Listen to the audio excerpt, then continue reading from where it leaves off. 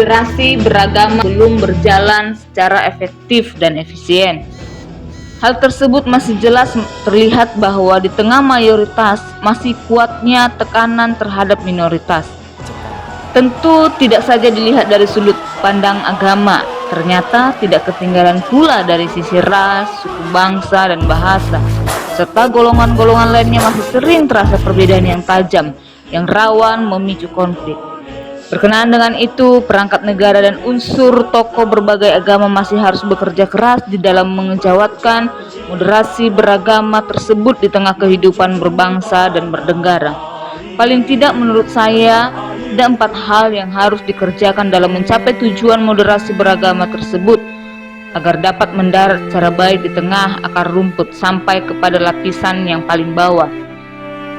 Yang pertama, sikap inklusif. Dalam beragama di Indonesia harus menjadi lifestyle dari public figure seperti para tokoh-tokoh agama dan juga tidak terkecuali pemeluknya di tengah-tengah kompleksnya persoalan bangsa dan negara. Yang kedua, pentingnya perhatian terhadap anggaran negara yang serius dalam membiayai proses penyuluhan dan pembinaan umat beragama di Republik Indonesia. Yang ketiga, secara bersama-sama terus menjaga dan merawat 4 pilar bangsa, yaitu Pancasila, Undang-Undang Dasar 1945, Bhinneka Tunggal Ika, dan NKRI melalui pembinaan dan penyuluhan. Yang keempat, Kementerian Agama merupakan penyelenggara negara sebagai garda terdepan dari pemerintah, haruslah menjadi yang lebih pertama moderasi beragama tersebut serta mampu mengimplementasikannya di dalam berbangsa dan bernegara.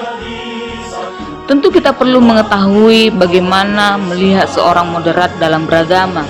Adapun instrumen untuk melihat seorang moderat dalam beragama menurut saya adalah yang pertama, sering terlibat dalam persoalan agama yang mana menjadi pembawa solusi atas setiap persoalan yang dihadapi.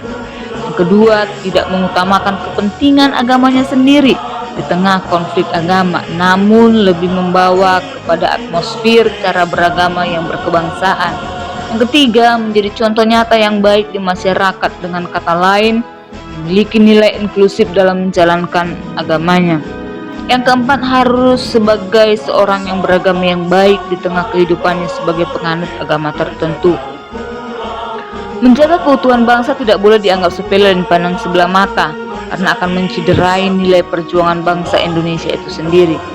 Mengisi kemerdekaan tidak boleh dengan sikap eksklusif, sebab perjuangan bangsa Indonesia melibatkan semua elemen bangsa, dari berbagai pulau, suku, bangsa, dan bahasa, serta agama dan berbagai kebudayaan telah menjadi satu kesatuan yang utuh dan kokoh berjalan bersama hingga kemerdekaan itu menjadi kenyataan.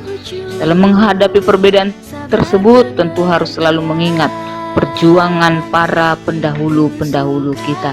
Demikian moderasi beragama dengan masyarakat Indonesia. Dari saya, Dewi.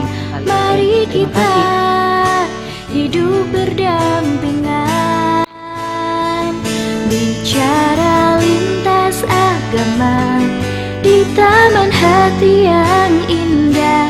Pancasila, perekat hidup bangsa.